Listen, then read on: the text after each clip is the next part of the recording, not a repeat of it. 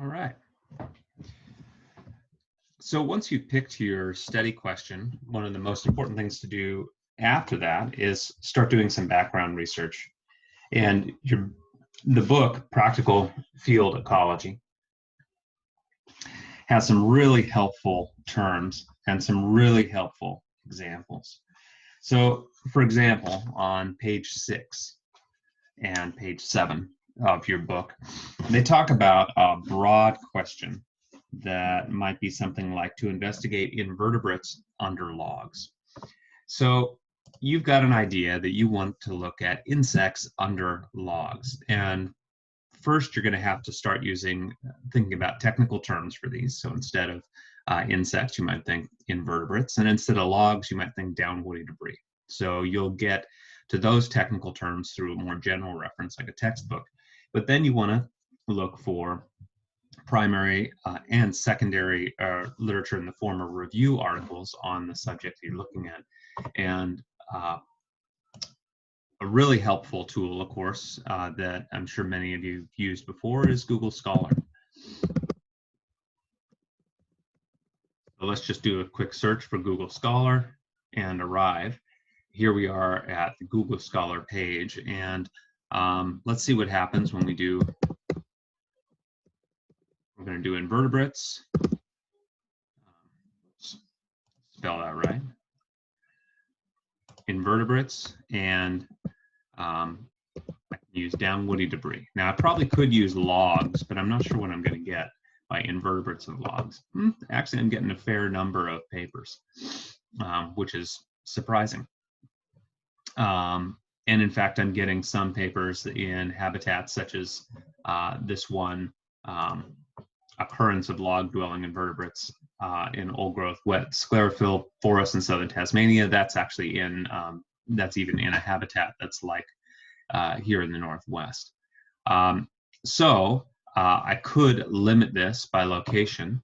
I could go through and I could limit it by choosing a custom time range, sorting by date. But a really important thing that allows me to focus in here is how many times an individual reference has been cited.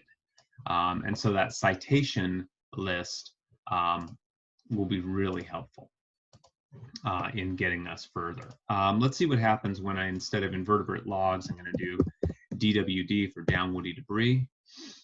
Okay. Turns out that's actually giving me something that's not what I like. So in this case, I'm going to go back from the technical term, or I'm going to write it down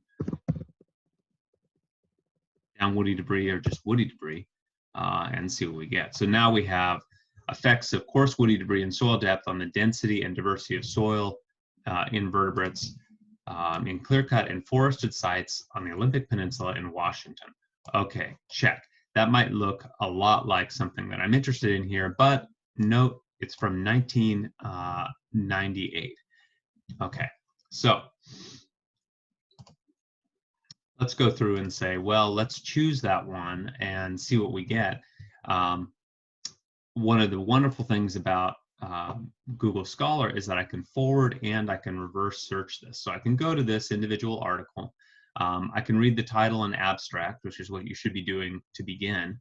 And then in order to collect and do more with my search, I should be looking at who cited this through time. And so when I click on that cited by button, now I get a list of everybody who has cited this. And then I can say, okay, let's say since 2016, how many folks have cited this since 2016? Now I get a list of other articles, 2018, 2017, 2016. These are more recent articles that also deal with deadwood and arthropods. Some of them in areas similar to ours, some of them in areas that are very far away. But regardless, these are going to be probably relevant to my initial question. And they're going to give me an updated,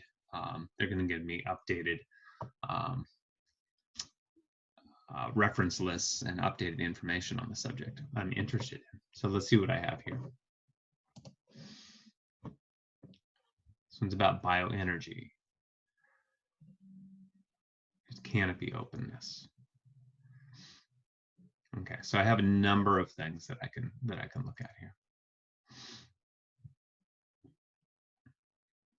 Okay.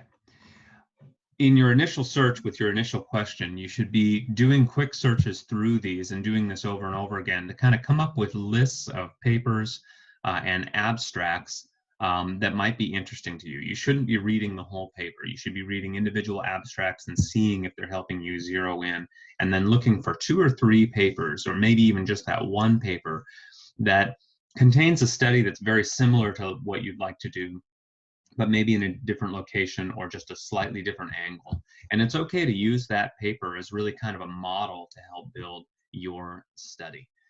That'll allow you to go out and when you actually design your study, have a little bit more of a backbone behind the study than your initial idea. You're going to get ideas from that study, you're going to get ideas for study design, and you might even get ideas for analysis. So that's what we'll be expecting for you to do.